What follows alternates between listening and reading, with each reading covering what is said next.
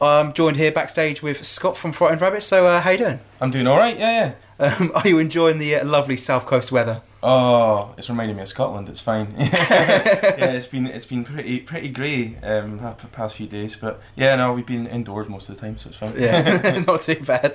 How's the tour going for you so far? Great. We're only 3 dates in, but it's been a good start. You know, it's always a bit like edgy playing like half a set of new songs and stuff, and it's sort of like you're working your way down the set. It's like, oh god, but so much further to go, you know. But it's been great, you know. It just feels like a nice fresh start for the band again, you know. I was going to ask that because the new album Pedestrian has only just recently come out. Yeah. How have the fans been reacting to it? Have you had good reception? Really well, considering, you know, I always try and put myself in the sort of shoes of a fan when we're playing a show, and it's like I've been at shows where there's a lot of new material being played, and I've only had like a week to get used to the album, and so it's a lot to ask. But the reaction's been amazing. Yeah, the fans have been really obviously listening intently before they come to the show. So yeah, it's been really positive. And also, was it 2012 and 2013 have been a huge year for Frightened Rabbit? What do you think the key to the success has been, especially with this new album? Well, you know, I think we've just worked hard. You know, it should be more complex than that. But you know, we've toured a lot. We didn't. Even though whilst we were still making an album the past 2 years, we tried to continue to get out on the road and, you know, reconnect with fans and stuff like that. And changing labels made a big difference for us. We joined Atlantic. It's a sort of bigger operation than we were used to on Fat Cat, which is a tiny label in Brighton. So a lot has changed, but really the secret is to work hard, you know. Yeah, and also you've been very, very successful in America as well. Do you think it's just been because you've relentlessly toured out there? Yeah, I think that's helped a lot. Absolutely, there's no other way to do it. I mean, without a kind of massive marketing machine, which we never had, we had to just get in a different type of machine called a van. and get about. You know, this tour that we're about to embark on next month will be our sort of 12th US tour, and it's taken a while. You know, I think a lot of people see a sort of level of success that we have there now and think it's like just handed to us, but it's not. You know, it's earned, and a lot of work. So yeah, and it's a lot of miles, a lot of terrible damage to the environment as well. So quite a lot of fans are discovering you on this new album, because you signed to Atlantic, getting a bigger reach. What would you say are the 5 essential Frightened Rabbit tracks people should listen to if they've only heard Pedestrian Verse? Ooh, what would you say? I could just tell you my favourite ones, so should we do that? Yeah, that'll do. I think Modern Leopard's a good one to get into. Old Fashioned from the same record. I really like Things from the record before that. Probably don't listen to our first one. That we were still kind of finding our feet there. So just leave that one. Forget that one exists. Another 2. I think. Have a go at Foot Shooter and Keep Yourself Warm for the vulgar language. Cool.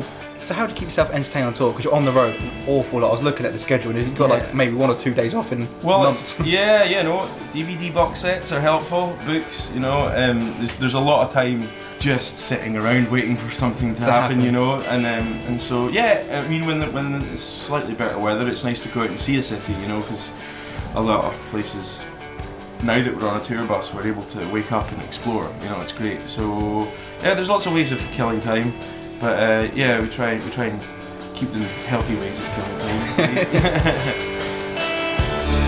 Do you have any home comforts on the rider? Well, whiskey.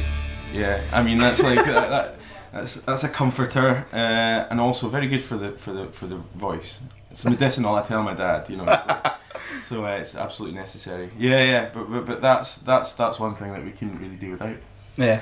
Not alcoholics. To put that out there. Yeah. I've noticed a lot. You've been tweeting about HMV and that. Yeah. What does it mean to you personally, and as the band? Well, you know, I mean, it's still just a major supplier of music to the general population. You know, I don't think that can be overlooked or you know. I think for me personally though, I've got a very nostalgic, you know, memory of before the internet, going to HMV, going onto the listening posts and finding new music that way rather than clicking around SoundCloud or whatever it is. And so, but nostalgia is one thing, and it doesn't mean that it deserves to still exist. If it's failing at what it's trying to do, then then there's something wrong, which is unfortunate. But you know, I would certainly mourn. I mean, where I live in Edinburgh, all 5 shops are being closed down. You know, that's an awful lot. That's an awful lot, isn't it? So that means, I mean, that will be to the benefit of the one indie retailer that I know in Edinburgh. He's over the moon, you know, and it will help. You know, so there's a sort of silver lining in that a lot of struggling independent shops will now find themselves with hopefully a slightly better, you know, market. Yeah.